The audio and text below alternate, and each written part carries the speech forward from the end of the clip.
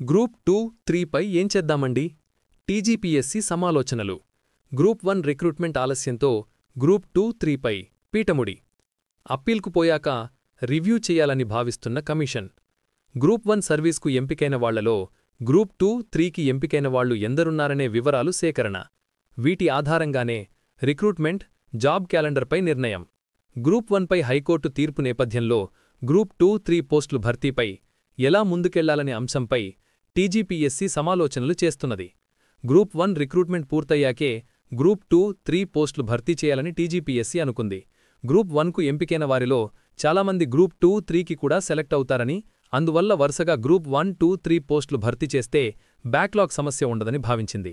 కానీ ఇప్పుడు గ్రూప్ 1 వాయిదా పడడంతో గ్రూప్ 2, 3 పై ఎలా ముందుకెళ్లాలనే దానిపై కమిషన్ ఆలోచిస్తున్నది. ప్రస్తుతం గ్రూప్ 1 మెయిన్స్ ఆన్సర్ షీట్లను రీవాల్యుయేషన్ చేయాలన్న హైకోర్టు సింగిల్ జడ్జి తీర్పుపై డివిజన్ బెంచ్లో అప్పీల్కు వెళ్లాలని ఇప్పటికే డిసైడ్ అయింది. ఈ ప్రక్రియ పూర్తిగాగానే గ్రూప్ 2, 3 రిక్రూట్మెంట్పై టీజీపీఎస్సీ రివ్యూ చేయాలని భావిస్తున్నది. స్టేట్లో వరుసగా గ్రూప్ 1, 2, 3 పరీక్షలు నిర్వహించిన టీజీపీఎస్సీ ఫలితాలను అలాగే ప్రకటించింది.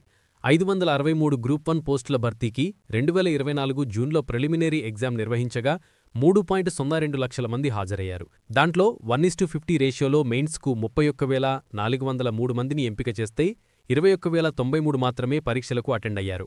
మెయిన్స్ ఫలితాలను మార్చిలో టీజీపీఎస్సీ రిలీజ్ చేసింది. ఫలితాల్లో అభ్యంతరాలపై పలువురు అభ్యర్థులు హైకోర్టులో కేసు వేశారు. దీంతో మెయిన్స్ ఆన్సర్ షీట్లను రీవాల్యుయేషన్ చేయాలని కోర్టు ఆదేశించింది. ఇది ఇప్పట్లో తేలేలా కనిపించకపోవడంతో గ్రూప్ 2, 3 నియామకాలపై ఎలా ముందుకెళ్లాలనే దానిపై టీజీపీఎస్సీ అధికారులు సమాలోచనలు చేస్తున్నారు. నిజానికి గ్రూప్ 2, 3 ఫలితాలను మార్చిలోనే రిలీజ్ చేసినా గ్రూప్ 1 రిక్రూట్మెంట్ కోసం ఆ రెండింటి నియామకాలను సర్కారు ఆపేసింది. వెయిటింగ్ గ్రూప్ 2, 3 అభ్యర్థులు.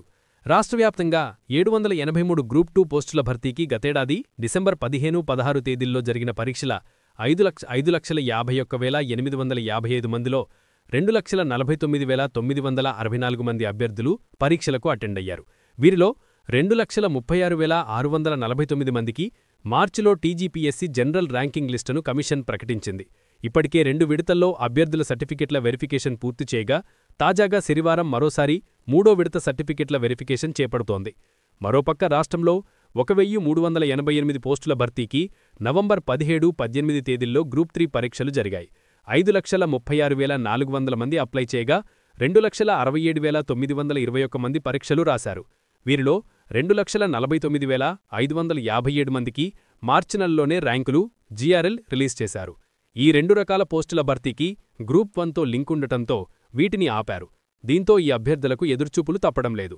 డేటా పరిశీలించాకే నిర్ణయం. గ్రూప్ 1 రాసిన చాలామంది గ్రూప్ 2, 3 పరీక్షలు రాశారు. దీంతో గ్రూప్ 1 సర్వీస్కి ఎంపికైన అభ్యర్థుల్లో గ్రూప్ 2, 3 పరీక్షల్లో కూడా అర్హత సాధించిన వారు ఎంతమంది ఉన్నారు అనే వివరాలను టీజీపీఎస్సీ పరిశీలిస్తోంది. ఈ 3 పరీక్షలను ఎంతమంది రాశారు, 2 పరీక్షలు ఎంతమంది రాశారు, వారిలో ఎంతమంది 2, 3 సర్వీసులకు ఎంపికయ్యారు అనే డేటాను తీసుకోవాలని కమిషన్ భావిస్తోంది. ప్రధానంగా గ్రూప్ 1లో ఎంపికైన వారిలో గ్రూప్ 2, 3కి ఎంతమంది ఎంపికవుతారు అనే వివరాలను సమీక్షించాలని టీజీపీఎస్సీ నిర్ణయించినట్టు తెలిసింది. ఒకవేళ గ్రూప్ 1ను పట్టించుకోకుండా గ్రూప్ 2, 3 నియామకాలు చేపడితే వాళ్లు మళ్లీ గ్రూప్ 1కు ఎంపికైతే అక్కడ రిజైన్ చేసే అవకాశముంది. దీంతో గ్రూప్ 2, 3లో భారీగా బ్యాక్లాగ్ పోస్టులు ఏర్పడే ప్రమాదముంటుంది. ఈ విషయంలో టీజీపీఎస్సీ ఆచితూచి వ్యవహరిస్తోంది. ఒకవేళ గ్రూప్ 1కి ఎంపికయ్యే ఛాన్సున్నవారు తక్కువగా ఉంటే గ్రూప్ 2, 3 పోస్టులు భర్తీ చేయాలని, సంఖ్య ఎక్కువగా ఉంటే గ్రూప్ 1పై ఏదో ఒకటి తేల్చుకునేదాకా పక్కన పెట్టాలని భావిస్తోంది.